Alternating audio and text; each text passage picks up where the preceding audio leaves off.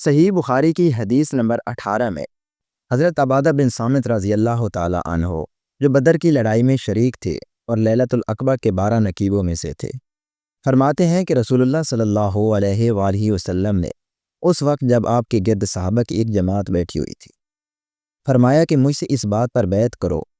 کہ اللہ کے ساتھ کسی کو شریک نہیں ٹھہراؤ گے، چوری نہیں کرو گے، زنا نہیں کرو گے، اپنی اولاد کو قتل نہیں کرو گے، اور نہ عمدن کسی پر کوئی ناحق بہتان باندھو گے،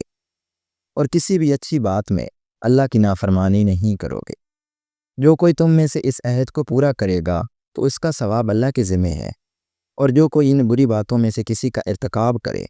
اور اسے دنیا میں اسلامی قانون کے تحت سزا دے دی گئی تو یہ سزا اس کے گناہوں کے لیے بدلہ ہو جائے گی، اور جو کوئی ان میں سے کسی بات میں مبتلا ہو گیا